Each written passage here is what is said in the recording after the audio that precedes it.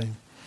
And despite that, we've been able to push our own source revenue from 500 million per annum on average to 1.6 billion in 3 years. And that has been achieved through things like automation. So same way I believe national government can increase its revenue without necessarily increasing the taxation level. It can do that by automating more services. It can do that by ensuring more compliance. It can also seal loopholes. And it can also be innovative in the kind of taxes it can introduce. You know, a good taxation system should be progressive, not regressive. Progressive means those who have more money, they pay more. Those with less, they pay less tax. But ours seems to be a little bit more regressive.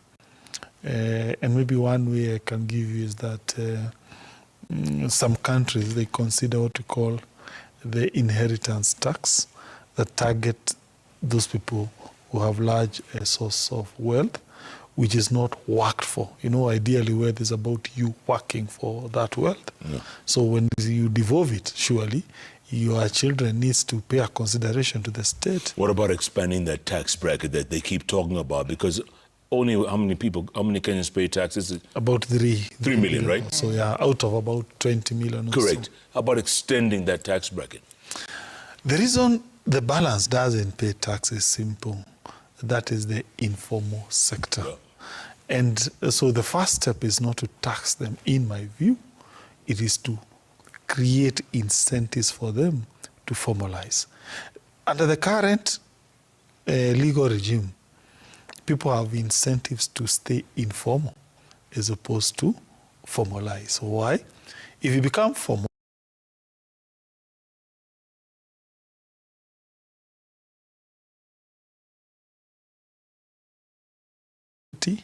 then you have to pay a KRA, then you have to pay tourism, I don't know what, a development authority, I don't know, another tourism entity, yeah? Then you have to pay music copyright license, then you have to pay, I can tell you, almost about 10 licenses if you want your kibanda to shift to a formal hotel. So one strategy for government to incentivize the so-called 16 million informal sector persons is to reduce regulations so that the cost of complying with laws become less. And therefore people have an incentives to move from the informal sector to the formal. But currently, when you decide to become more formal, you find it's a burden upon you. So you decide, I better not pay tax, remain highly informal. And for me, the first thing a good government should consider is to reduce regulations as opposed to increasing regulations. Faith. And I want to add something, yes, even to what Governor Irungu is saying, is that, you know, government is the custodian and is responsible for public coffers. And so even before we think about increasing taxes, what about being accountable for even the taxes we have collected? We continue to see contracts being cancelled, and Kenya is fined millions or billions of shillings to pay for failure to adhere to those contracts. We don't see anyone being held accountable. How did they enter into those contracts? How did they agree to it? We do not see anyone paying the price for, at the end of the day, government deciding to nullify. They pay the fine because it's not their money, it's Kenyans' money at the end of the day. And all this, at the end of the day, we continue to see scandal after scandal. We do not see who is held accountable. I would say recently we saw ESCC entering into a deal. Someone pays a present amount, they have stolen hundreds of millions. A governor is set, they enter into an agreement, the governor is let free. And that shows a snippet of several cases of how money is stolen, and then we formalize it quietly, enter into consents. But at the end of the day, this is public coffers. that money could have gone into education, could have gone into healthcare, could have facilitated all these projects that we're talking about. So as much as the government is trying to strive to raise money from the citizens, also they must be accountable to those citizens for the monies that they have collected. Where is this porous holes that this money is going to? We have so many projects that have not been completed. We've taken loans, committed that these loans will be for these certain projects. They are never done. But we wipe it away and say, oh, all the coffers were stolen by the time we got into government. There's no accountability. We've seen promises, even from this government, saying that they would hold accountable the previous government for, you know, SGR contracts that were entered into. They would expose everything. To date, have you seen anything, Jeff? Yeah. And speaking of which, JKIA, same thing. A contract was entered with a company, and then it was cancelled, and of course they had to pay money. Yeah. Now a new contract tender has been given to a Zimbabwean, 375 billion shillings. As much as it cost to build the SGR, by the way, almost as much as it cost to build the SGR from Mombasa to Nairobi. I know we need a new airport. I know we need a first-class airport. But my goodness, what's going on out there? You know, Jeff, your guess is as good as mine. And, you know, the same accountability questions we ask. Have you seen the contract? Have we seen the terms? This nebulous kind of constructs the government keep placing us into, because Kenyans are asking hard questions. So this is another big contract. What happens if things don't go the right way? You cancel again, we start afresh, money exchanges hands. Kenyans do not understand the terms. And we agree, we would love to have a nice airport like in Amsterdam or in Frankfurt or in Heathrow and, you know, enjoy world first-class services. But, you know, a majority of Kenyans are asking, how is that going to help us? Are we saying this number of jobs will be created and it will be a premise for Kenyans? And secondly, how many Kenyans will benefit from that vis-a-vis challenges we're still having in education? How much are we even putting to invest in creation of business opportunities? How much are we supporting local companies to actually grow so that we create job opportunities for these Kenyans that are, you know, struggling, working hard, trying to put food on their table? How much is that airport, that investment that you're putting in that airport, going to meet the needs of the day-to-day Kenyan who is struggling to make ends meet? Yeah. But for me, a greater question is a question of transparency and accountability. The level of distrust in our nation has arisen because of the lack of accountability and transparency that this government has strove to ensure that they don't share with its own people. So we as Kenyans are expected to bear a burden, expected to pay higher taxes, expected to pay for whatever loaning facilities, yet we cannot question, we cannot ask, we do not have the right to information of how these constructs that the government enter into and how it will be paid. And, you know, we can't even be assured how much money will actually go into building that airport. Yeah.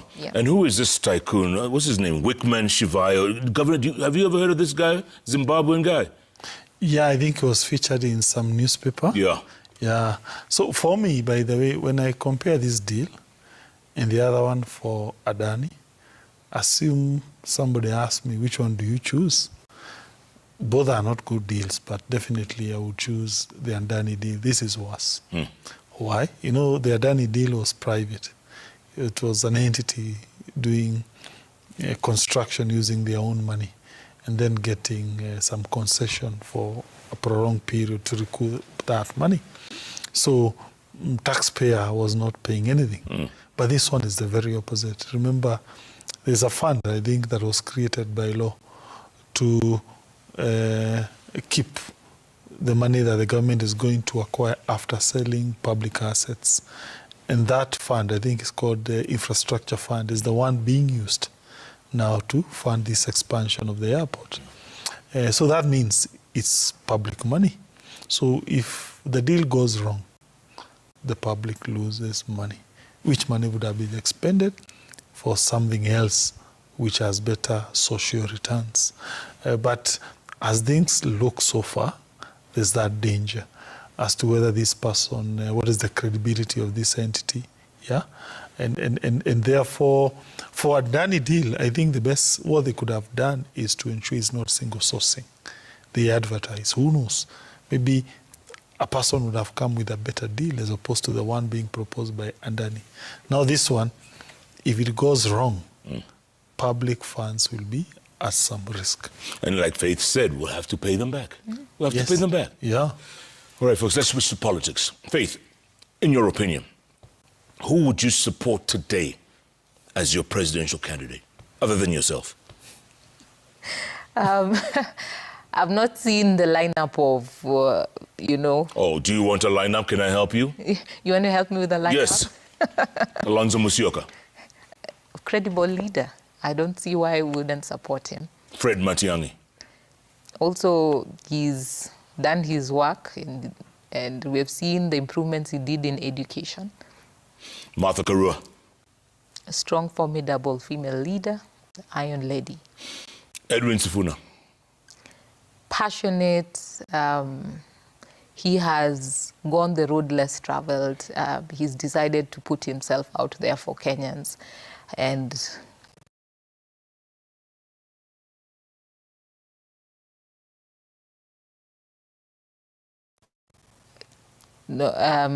Eugene Wamalwa has also been in the movement, worked in this struggle as well. Yeah. And finally, George Natembeya. Strong, formidable leader. He's still Tembeyaing. Very strong. Governor Kalonzo Musyoka. Well, he's a good guy. He's a diplomatic, and definitely the area would want him to tell us about his manifesto, what he can do for the country, but he has a good mien. Fred Matiang'i.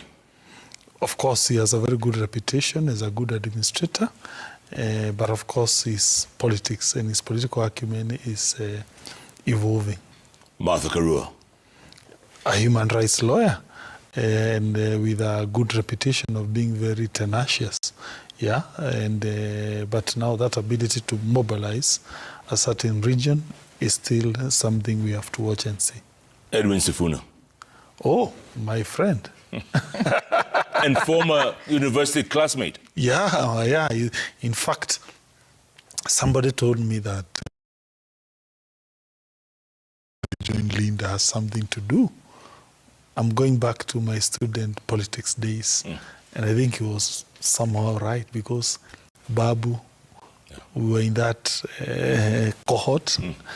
Orengo was our mentor, and now we have Sifuna, who is my former classmate at the University of Nairobi. So if I can do anything for him, just to push him ahead, I'll be so glad to do so. Yeah.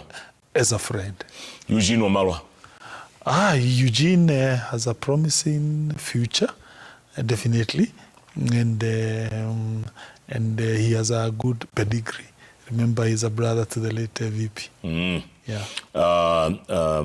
George Natembeya. Oh, Natembeya is really Natembeyaring. Yeah. Yes. Yeah. I forgot to mention Ricky G. Faith, what do you think of Ricky G? Ricky G has cut his teeth. You know, originally I would have said no, because during the Gen Z protests, he was on the other side. But I think now he's seeing life on the other side, the challenges that Kenyans are facing, and he's starting to understand the plight of standing where the people want. And he's changing his leadership style to listening first to what the people want. Yeah. Yeah. You think the courts will allow him to run? If you know, or make him eligible? Well, our courts have been known to be interesting. So, says the president, former president of LSK, right? Yes, so I say our courts have been known to be interesting. So we'll only have to wait and see. Yeah. Ricky G, Governor? Well, from where I come from, he is very strong. He has become the voice of the region. And I have no doubt that come next election, he is going to exact his revenge. And I don't know whether you have read the story of Julius Caesar. You know, Julius Caesar was a very strong person in the politics of Rome. Yeah. Then he was killed by the senators. But then the people rose against the senators. The senators had thought they were doing that for the good of Rome democracy. Yeah, and they were arguing that he had become an autocrat. So they assassinated him only for his spirit to live on and to exact revenge on them. So I foresee a repeat of that whatever happened in Parliament, yeah, he went out. But now, particularly the parliamentarians from my region, we are headed to an election, and you have Rigiji, who is now appearing like he's holding the region. Yeah. So he will probably have his... But you know, if the opposition, they call themselves the alternative government, if they do not rally around one candidate, you know they're toast. They're finished. You know that. Definitely. Definitely. Let's wait and see. Yeah, but for me, yes, even as they think about coalescing together, there's something I would want Kenyan politics to evolve into. Issues-based politics. Because you can remove X, then Y comes, and Y is worse than X. It's not about the individual. Individuals come in and go out, but it's about creating institutions that outlive an individual. So for me, I would really urge everyone to tell us his thoughts on how a good Kenya can be created. Give us a manifesto. Tell us what is your agenda. And I have said from where I see it, there are three things that needs to be emphasized. And that is why I've joined Linda, to push for those three things. It doesn't matter who comes to push that agenda, whether X, Y, Z, no. Three issues. More money for education, particularly high school education. You remove fees barriers, more money to healthcare, and most importantly also, you come up with a raft of policies that enable manufacturing sector to thrive. Of the seven that I mentioned, which one would you pick today? Which one? No, they are yet to give me one. show us. No, don't be scared. Okay, for me, by the way, I'm pushing Sifuna. Let me say Sifuna ahead, but I know Sifuna has to be within a certain umbrella. Yeah, he can't go all the way without a certain umbrella. So for me, I would want the best out of him. Yeah, and I believe strongly in that movement, but I would definitely tell him, don't go past a certain age. Consort certain elders, consort certain groupings. That's when it will become viable. Number two, and most importantly, come up with a manifesto. Come up with a blueprint. So that even if you don't get there, whoever you endorse tells us, I have done this on education, on health, and on manufacturing. Faith, who? I would agree with the governor's school of thought. I say Sifuna carries the aura that will encourage young people to go out there and vote on the voting day, because you want to see someone who's a reflection of them, energetic, young, fiery, and has the ability to listen, and is also down to earth. It's not about just abstract words and telling people, I feel you, or we will do this for you, but someone who actually, you see them living through the same challenges, and someone who is able to be down to earth, to reach to your different realities. And I've seen even in the rally, he excites a different breed of Kenyans, you know, issue-based and across all divides, moving away from tribal politics, someone who can bring people together, not just because you're saying, I carry numbers of this area or this other area, but I can bring all like-minded people together around these issues that we are struggling for a better Kenya, better nation. And whatever construct in terms of alignment, Sifuna needs to be there at the top, because we need to see young people encouraged to come out that day and vote. Because the Gen Z movement has not ended with what we saw in 2024. the Gen Z movement now is moving towards the ballot. People are taking out their IDs, registering to vote, and they need a leader who will encourage them and inspire them to come out and vote on that day. Yeah. If he becomes president, he'll have to stop wearing those T-shirts. Huh? Yeah, but I. Why But I not? also Why know. not wear But I the also know. president? Why No, not? but I also know. Ah. And I want to repeat, Sifuna can't go far without consulting regional elders.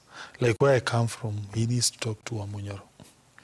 Because without Wamunyoro blessings, he can't go beyond him. That's a real politic.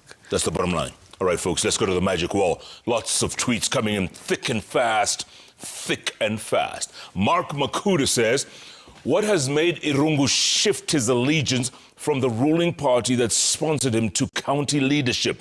What has not worked in the ruling party that seems to be working in the Linda Mwananchi movement? What made you switch your allegiance? Failure to give priority to day school education, failure to adequately fund health care, and also failure to adequately give manufacturing priority. Yes, of course, I've seen some effort. Let me start from there, particularly on, let's say, like in Moranga, we had some synergy with the national government to establish an industrial park. But there needed to be some investments, let's say, in utilities like power, water, roads. And I didn't see a lot of focus in ensuring that park comes to fruition. Therefore, I would want a more focus on those three core priority issues. All right, next. Gori Barasa, where it says, in an era when President Ruto has managed to infiltrate ODM and ANC and shattered them to smithereens, how can we be assured that he has not sent Kangata, Pauline Joroge, Omanga, and Faith Odhiambo on an espionage in Linda Mwananchi Faith? I think I've been consistent in my values and principles since I was in the Law Society of Kenya and what I was fighting for in terms of respect of the rule of law, human rights, amongst others. And Linda is what best attunes to those values and principles that I had. Yeah. So I do not know what ethos the rest have, but as long as they're aligning towards those interests in fighting for a better Kenya, then it's not a matter of espionage or President Ruto. I think you cannot buy every single person. You must align at some particular point and take a stand, whether comfortable or not, to pick. You must pick a side on where you're going to fight and where history will write your name. Governor, are you a spy? Are you a plant? No. By the way, let me tell you one thing. This thing is not even personal. Assume I decide to support William Ruto. Do you know, I can only assure him of only my vote only if I was to do that. I can't convince anyone else. Our region has gone. So what value will I give to him if I support him? You supported him last time. But now the people are gone from where I sit. So of what use? Yeah, it is an issue of you go there, you go home. I'll go home. Ruth says, Governor Kangata, critics say you are only masking plunder of county funds on the so-called, quote-unquote, smart city. PR stunts are like cabros, yet qua ground, it's not the case. What's your take on this? And Madam Faith, aren't you betraying your political father, Baba Rao, by siding with the splinter group of his party? Faith, you first. You betraying Baba? No, Baba has always sung on the side of the people. Baba always said that he stood for what the people wanted. His power came from the people. The very ethos on where our constitution arises, power comes from the people, or power belongs to the people of Kenya. And so it's not a matter of siding with any group. I side with the policies, the ideals, and, you know, the very aim that Baba stood for. Baba stood for the rule of law, Baba stood for the people, and Baba always stood at the right side of history. And I believe his spirit will live on in fighting for those ideals. All right. Governor, smart city PR stunts. Well, you know, cabro and tamaking of urban areas is a physical thing. Whether it is there or not is not an issue of conjecture or guesswork. So the people of Murang'a know for real whether we have done cabros or tarmac. So I leave that judgment to them. Next. KB Joseph says, ask Faith and Honorable Kangata, what's Linda Mwananchi premise in the event of a political coalition pre-election? Are they after power, or what would they advise? In Murang'a, governor is regarded as a master in pulling PR stunts and 2 billion unaccounted for.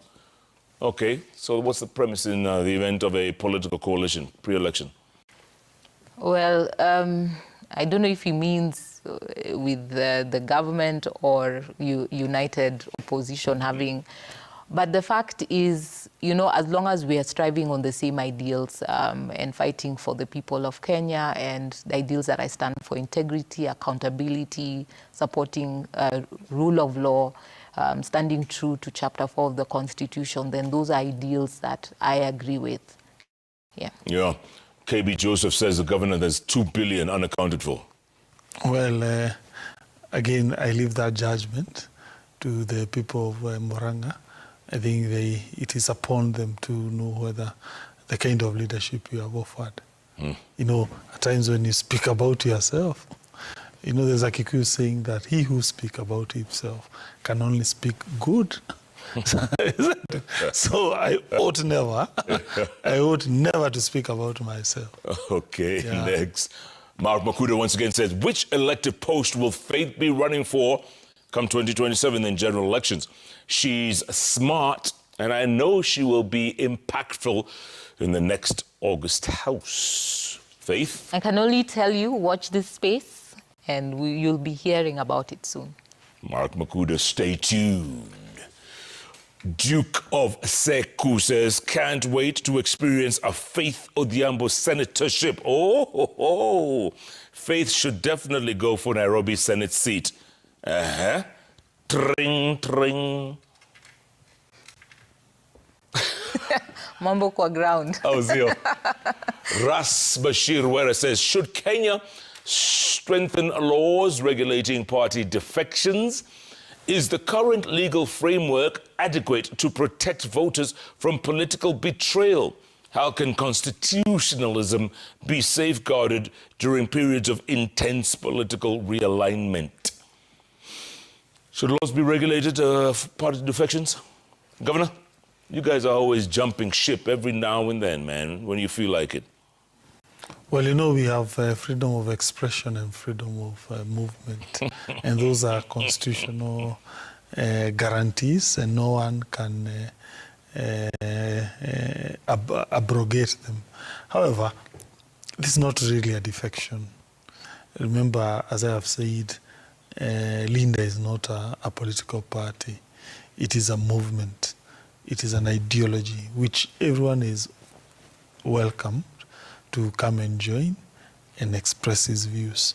And I repeat that we have certain ideals that we are fighting for, and those ideas are good for all Kenyans. It doesn't matter which side of the party you are in.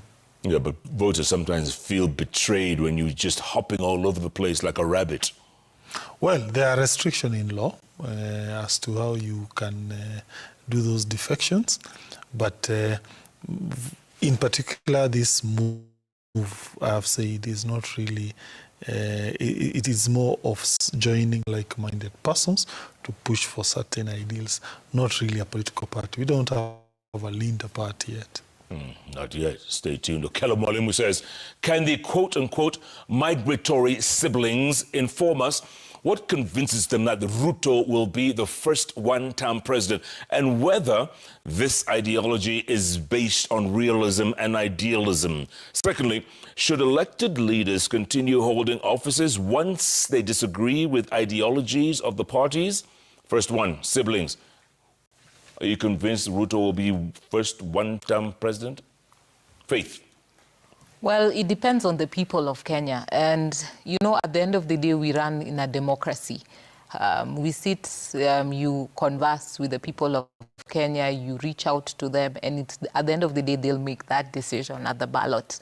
So impossibilities, it's through the context of Raila Odinga when he challenged an election, and the first time in the world an presidential election was overturned. And so it's not an impossibility, but the decision lies with the people of Kenya. All right. Next. Sir Nixon Dugire says, dear leaders, economic corruption has really degraded our country. And worse still, the law can't locate the menace. How best do you intend to fight it in your new political formations that you are about to engage in?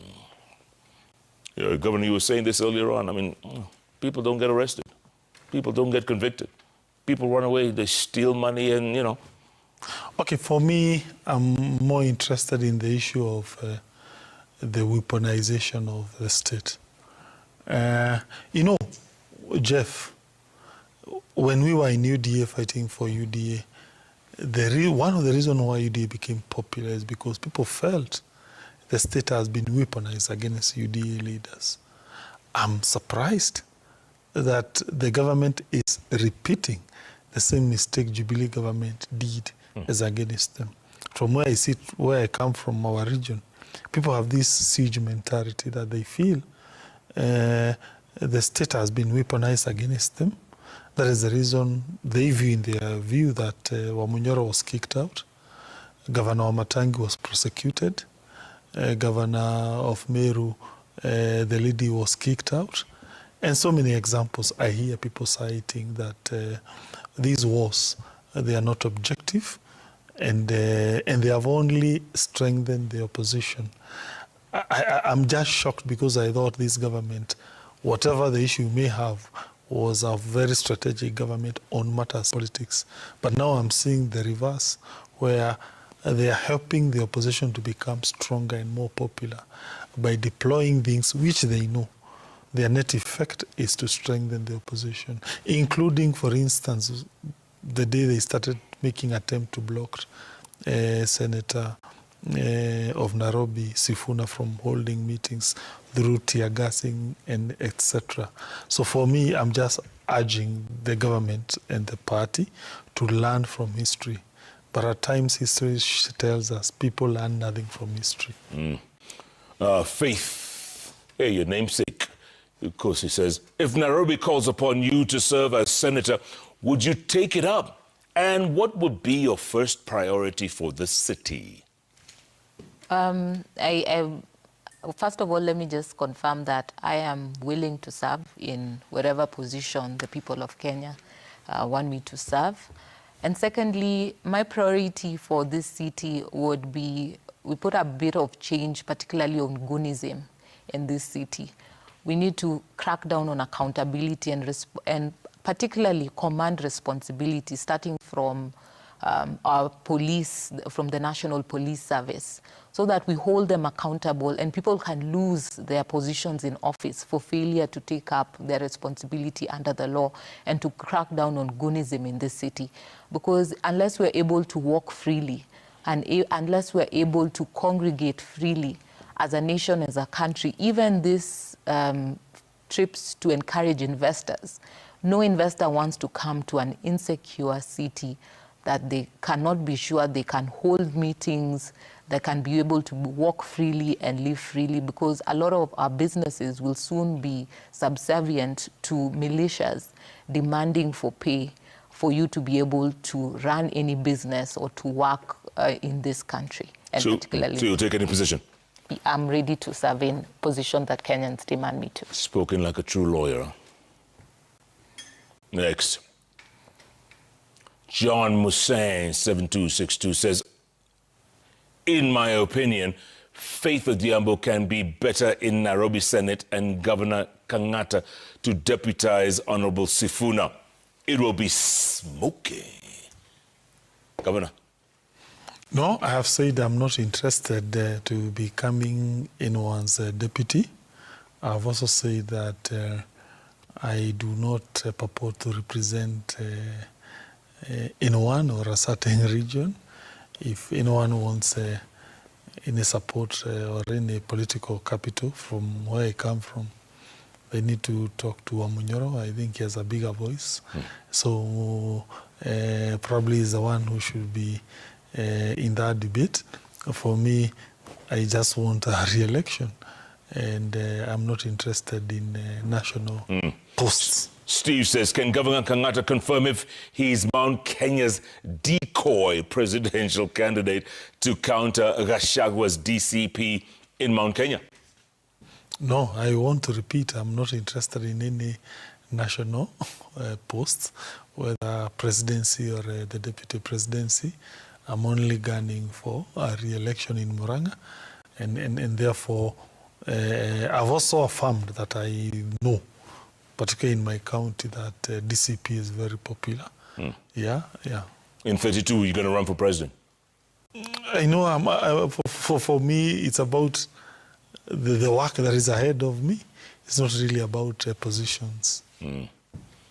Jonathan Karibu says, Faith Odhiambo, are you moving from legal activism into active politics? Governor Kangata, can you criticize the government while serving within it? What is the biggest threat to Kenya today? Corruption, unemployment, debt, or poor leadership? Faith, moving from activism to active politics, you already said that. Yeah. Getting in, yeah? Yeah. Governor, can you criticize the government while you're actively in it? Well, you see, it's there in the law, so we are allowed to speak out our minds. It's guaranteed in the Constitution. As to the greatest challenge to Kenya, I have no doubt, it is unemployment. And I would pray a government that comes up with policies that are geared towards reducing youth unemployment. Failure to that, we are headed into a major crisis. What you saw in Gen Z was purely fueled by that feeling of exclusion. So, a government needs to create what we call inclusive growth, a growth that impacts many and impact soonest. Yeah. Faith, biggest challenge facing Kenya? I would say it's corruption and unemployment in this country. Good. Biraro Masikaleo says the two, joining Linda Monanchi, integrates indelible values in the team. Congratulations. Quiz, Governor. What if you are given an opportunity to deputize Honorable Sifuna? Will you accept? Honorable Faith, who do you find best suited for president? Oh, you both answered that. Yeah. Yeah, you said you're not interested in national seat, right? Yeah. You said that. And Faith, both of you said who you're supporting. Next, Mark Makuda for the third time. What is Faith and Irungu's take on Edwin Sifuna ouster from Senate Energy Committee? That was today. That was one of our stories today. Faith. Well, I want to just associate myself with what Governor had mentioned. We've seen tactics of being frustrating leaders who take a divergent view from the strict government view.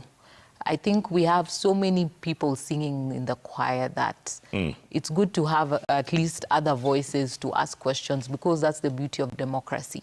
It's quite unfortunate because Senator Edwin Sifuna brings life in terms of being able to have that critical voice to ask hard questions. And instead of removing him from committees that are serving to ask hard questions, the reason he was elected by Kenyans, we should embrace, because criticism should not be taken negatively, or else we are returning to a situation like in the Moi days where anyone who raises questions comes with immediate and swift punishment. All right. Junior Kering 132 says, Linda Mwananchi is not genuine grouping, but it is just the beginning of a political coalition targeting the 2027 elections. The same politicians in a different color box. Engineer Lazaro says, the country already moving towards political transfer windows where Kangata wa Barua will shock many with his infamous prophecies. Any Baruas coming up? No, maybe this is the Barua. Frederick Okango says, there is nothing, Linda, about those two. They are political opportunists masquerading as champions of the people. Kenyans lost faith in faith when she abandoned the victims, while Kangata's trademark remains writing letters conveniently close to elections. The script never changes. Hey, Okango. Mshindi 254 says, interesting show tonight. Guests' body language speaking louder than their words. Is there something they aren't telling us? I guess we have to fill in the blanks. Samuel Wekesa says, it's so hypocritical that politicians like Kangata are pushing for manufacturing, but when there are even little allegations of taxing mitumbas and imported diapers to encourage internal manufacturing, they are the ones to also go against it, saying Kenyans will not afford. Babu Michael K.E. says, Jeff, you remember the famous quote-unquote Barua as we headed to the 2022 general elections? I don't personally take Governor Kangata's political moves for granted. He sees the bigger picture. I am sure he got the right moves going forward. Watch this space. Oseno Mark says, Irungu Kangata is forthright, decisive, development conscious, and deeply a people's servant leader. When I grow up, I want to be him. Faith is simply a gem and is coming in at the right point in time.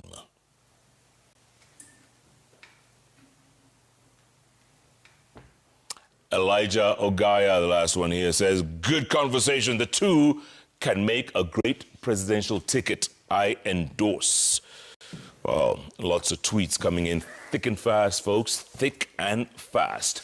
Let's get some final thoughts going forward. Faith, first to you, going forward. What do you tell Kenyans who are waiting with bated breath about where you're going? What's your move going to be? What do you tell them? I tell Kenyans that we need your support. This country needs a change and a revival. And it takes each and every one of you to be involved. I want to encourage all the young Kenyans who came out, be it through their tweets or at the streets, be encouraged. This country belongs to you, and you must be involved in any way possible that you can. And encourage as many young leaders, as many women, join the Linda Mwananchi movement, share your voice, share your thoughts, being involved in this country. This country needs you. It needs you now. Governor, you get the final word. Assume we do not achieve what we are planning to achieve as Linda. That is okay. Mm-hmm. But I know there's one thing we will have achieved. Bringing Kenyans together on issues which are not regional, which are not ethnic, they are human